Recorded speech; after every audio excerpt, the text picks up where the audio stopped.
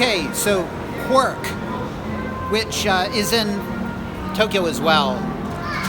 They used to be in Parco. They're not there anymore. Okay, but I think they have another store down the Chikagai, which is like the underground area.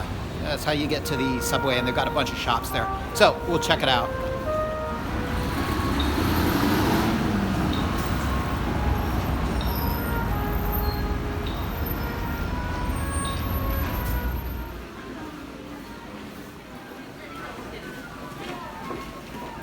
We'll start out with some neo-vintage pieces. This is a 36mm tritium dialed Explorer. It would be an S serial, 93, 94 watches are. This is an Explorer 2 polar dial. This is a T serial. You can see the tritium just starting to turn. Really expensive piece. You can see it's got papers. All these pieces have papers. Well, most of them do. Looking at these two subs side by side, you can see the difference in patina that a decade and a half makes. This is a W serial. You can see the gold surrounds. This is a 1995 watch, 14060.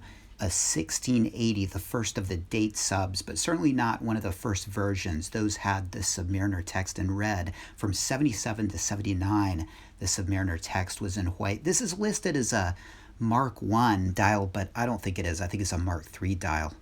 All right, so you're looking for an affordable Rolex. Well, here it is. You found it, 34mm Oyster date. Now, for that price, 8 years ago, you could have had that W serial 14060 we saw earlier. Here's an earlier and much more expensive Oyster date.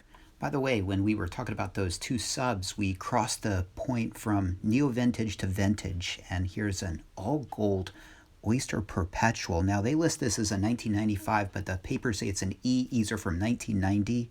Well, this is a pricey little Explorer, the 1016M. I think the M stands for mirror dial, but this is a gilt dial. They changed in about 66, and for decades later, they were all matte. Always nice to find something within my price range, even if it is a humble OP on a boom strap with corroded leaf hands. They actually list the band as an alpha band, and no tritium on this. This actually has radium because it's such an old watch. Now, this doesn't look like a Patrizi dial Daytona to me. The subdials don't look brown enough for that, but if you're curious about what that is, this reference early on had an organic varnish applied to it. Sometimes Rolex didn't put enough on, and the subdials would brown. This has the original papers, and it looks like some RSC papers as well. Taking a deeper look at that tritium dialed 16570. Nice sharp case. Of course, it's a holes case, hollow end link bracelet, and the papers were stamped in America, so it must have started out in the States. And the 14060, interesting that the tag says premium modern. I mean, what are the ceramics then? Note the fat or flat 4 on this. By the way, which one is it? That question is driving me nuts. A previous generation 36mm OP, the 116000 with the 369 silver dial.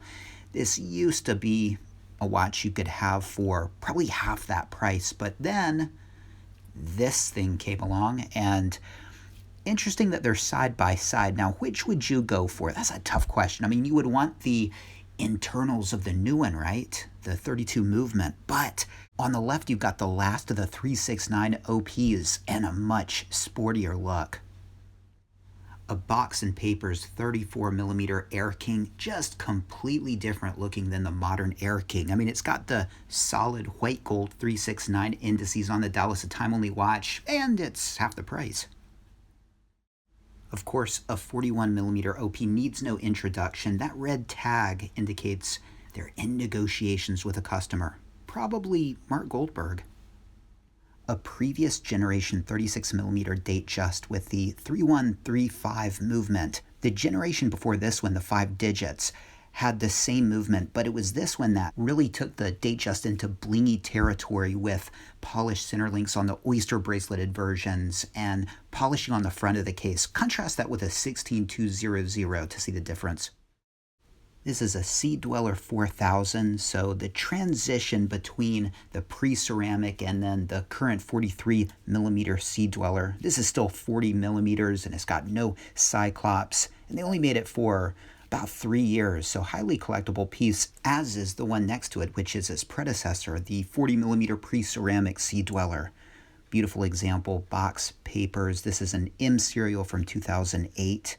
This is a great alternative to the more ubiquitous 16610 Date Submariner. A little thicker, a little bit more special. 36 millimeter Explorers, all of them with papers. Feel free to pause the video to take a look in detail. Not bad prices considering this crazy expensive store.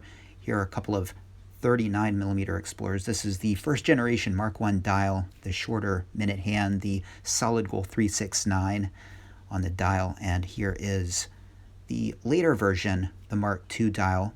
That's the one I prefer. I like the lume on the 369. It's got that longer minute hand. You can see the price comparison there. Will that Mark I dial go for crazy money in the future? Speaking of solid gold 369s on the dial, the Air King, now two prices, one for the 3-year warranty, one with a 5-year warranty, and with a 5-year option, you get a free service at some point, a free overhaul. Not that I would want a non-RSC overhaul. Take a look at these 42 millimeter Explorer 2s. I'll let you pause the video, check them out. Down at the end, more my kind of Explorer 2, the 40 millimeter version. This is listed as a 2007 Z serial. My guess is it's a 2006 Z serial because it doesn't have the engraved rehaut. I think they started doing that in 2007. Correct me if I'm wrong. This has the 3185 movement. Beautiful example, box papers. More to come, and you don't want to miss it, so be sure to subscribe. Throw in a comment, give it a like, let me know which piece you liked. And you can hear my cat. Stop that!